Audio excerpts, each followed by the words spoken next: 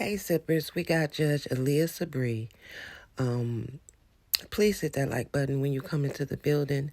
I am not feeling well. I had jury duty yesterday, but let's get into it. Regarding a trial, and the one thing I had highlighted in pink is the quote, "In this case, there was no physical evidence such as bloodstains or a weapon leading defendant to Joyce's death. In this case, we don't have the same facts or circumstances. I do agree this is a circumstantial case, and circumstantial evidence is sufficient for a bind over and even conviction. Today is January 9th, 2025, exactly 1 year, from the day Neziah Harris disappeared. Before I get into the charges, and the main charge of premeditated first-degree murder, I have to speak on Neziah Harris and the community who failed her. And I am only presented with certain evidence. I don't know the whole story. The attorneys know more than me, the family knows more than me, but from what I have heard over the last 4 days and 5 days total, is that several people failed her. I don't know where her mother is. I don't know anything other than that she was forced to live in a home where she was not protected or given the adequate attention and love. I don't know where her father is. I don't have any mention of him in her life, no presence. To Cordell, aka King, and all the men who saw Jarvis butts hanging out and always around these young girls, including Neziah, and his 9-year-old daughter going up to the shop to clean up his shop. The school counselor who never showed up, or the person who was supposed to show up if that counselor was absent, after Neziah was on the floor on the day she went missing, saying that she needed to speak to someone and speak to a counselor. There's no mention of CPS, but I wonder what their involvement was over the years, because this was not just a 1-year thing. There are text messages at least from 2022. To her adoptive grandmother, Annette Harris, whose testimony, in my opinion, was very questionable. I understand why the people put her on the stand to establish Neziah's residence and the houses on Bedford and the regular routine, to establish also that Neziah was not a runaway child, that she was not a bad kid.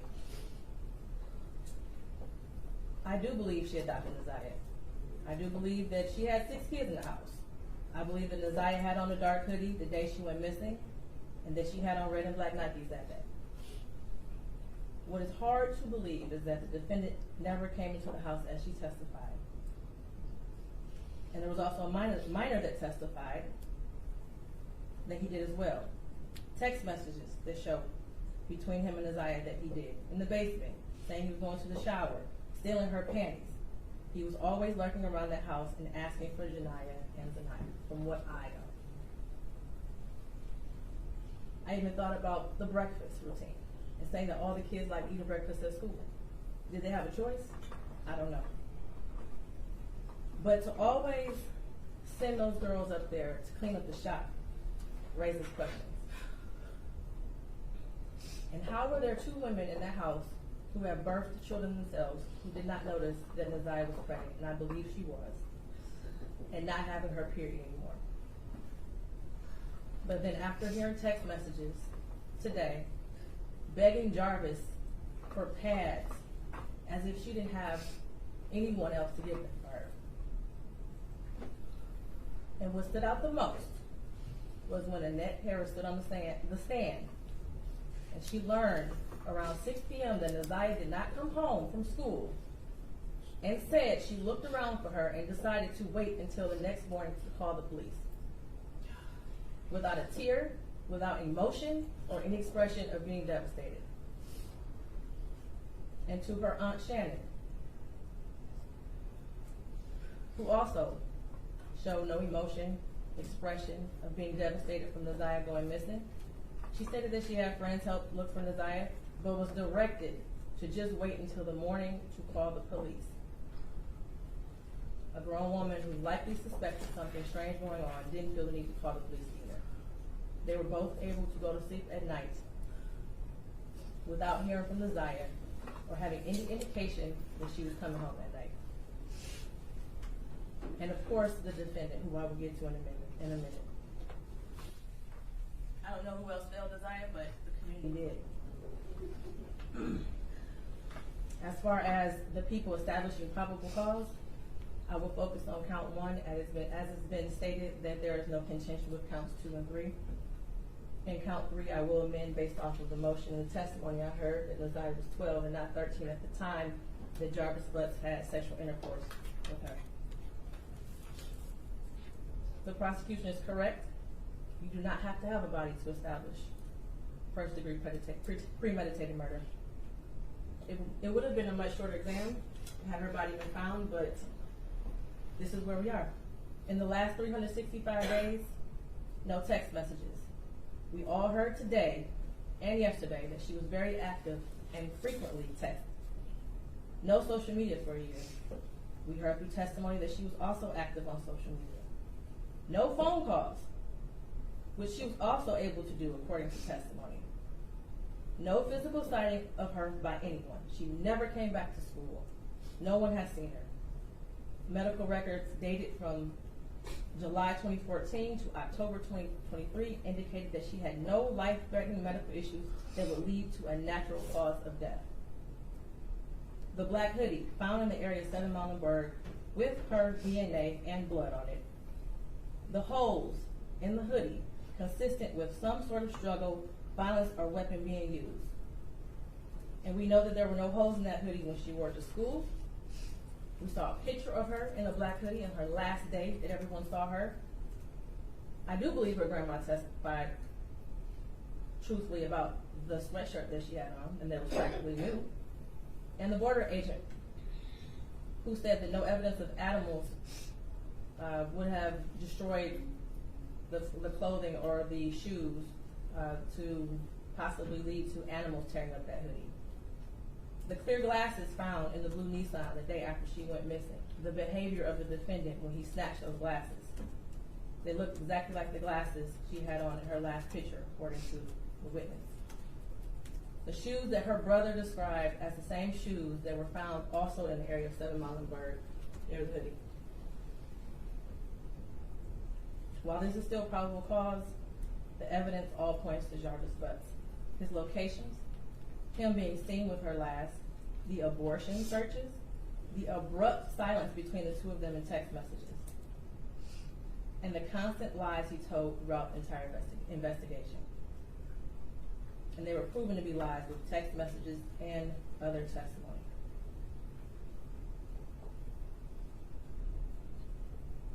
We may never know what happened, but from what I heard today and over the last 4 or 5 days, it appears he intended to perform what he thought was a do-it-yourself abortion on Isaiah, and went south, and instead of seeking medical attention for her, he intentionally killed her and tried his best to cover it up. As much as I want her to be alive today, there is at least probable cause to show and believe that she's dead and that she was murdered by Jarvis Butts. Mr. Butts, stand up. You've been sitting over there for 4 days with your head down, sitting between and behind your attorneys with your mask on and taking vigorous notes. I want you to pay attention and listen to everything I have to say.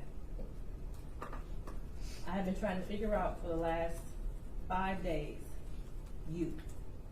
At one point I thought you were cognitively impaired in the beginning of this exam. And then maybe you had the brain of a 10-year-old and that's why you were doing such things. But as I heard more and more testimony, you're just the true definition of a pedophile.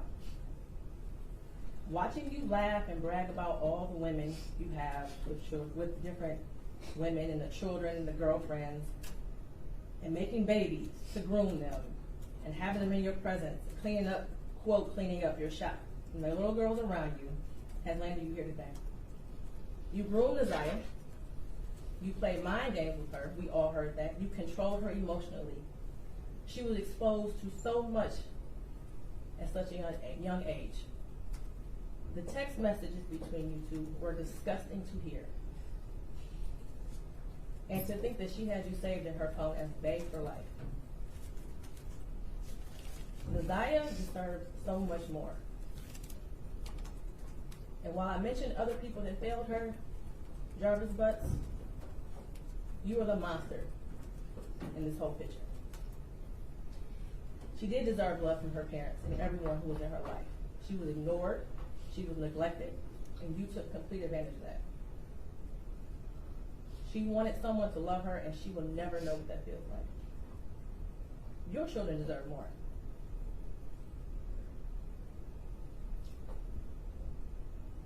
As much as defense counsel has raised issues on count one, all that has done is raise the question of fact for the trier of fact, which means that this will be for a jury or a judge to hear in Third Circuit.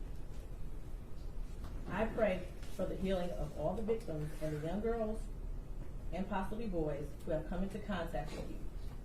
As a community, we should look at this case as a prime example of how much work we have to do when it comes to protecting our children and especially our black girls. I pray for closure and healing for all those who have been traumatized by you. And for you, Jarvis Butts, I wish you a speedy trial and that justice be delivered.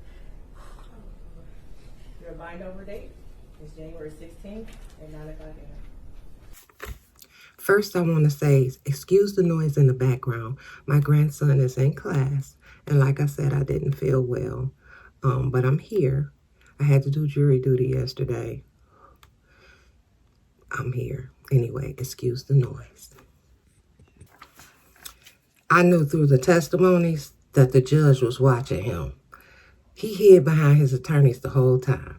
You can see her during the testimony staring at his ass. And the grandmother, she knew, the judge knew she was lying and neglectful. Rotten ass grandmother. I'm a grandmother. And ain't no way my baby would have been missing and I didn't file a report. No way. She didn't file a report until the next day. The next day. Neither did the rotten ass auntie. Gonna talk about, her mom said, we'll just wait till tomorrow. What? I believe assault has been going on in this family, and it was okay. It was acceptable with them, okay? Just rotten to the damn core. Rotten. Kids was not protected at all there. And back to his atrocious, wicked, and despicable. Let me calm down for a second. No, I'm gonna say it. And back to this atrocious, wicked, and despicable motherfucker. Yeah, I said it, motherfucker. They waiting on you in jail.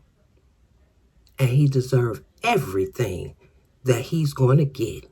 Fucking mutant. Oh, justice will be delivered. Oh, yeah. As assaulting babies, do y'all know how many is in prison, wish they could be home with their babies? And he out here praying on them?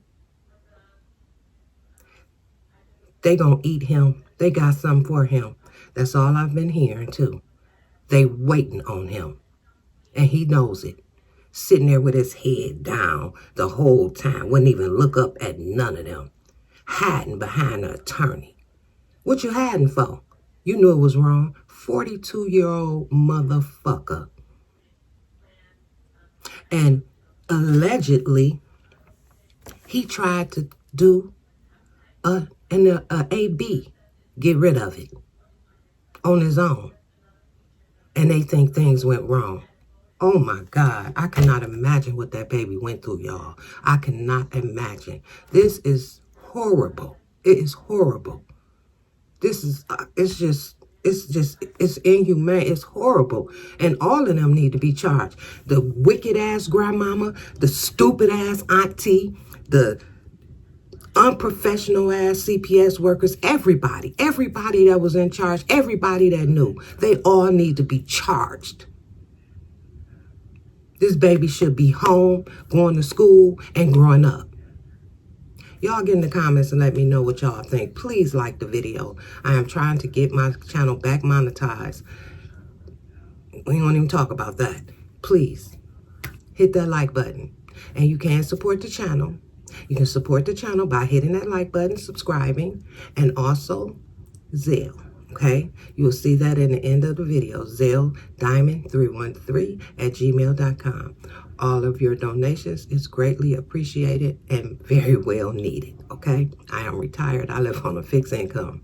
All the help I can get is appreciated. Okay, thank you. Don't allow anyone to steal your joy. Let's talk about this. What y'all think? This shit is horrible. Just horrible. Let me know in the comments.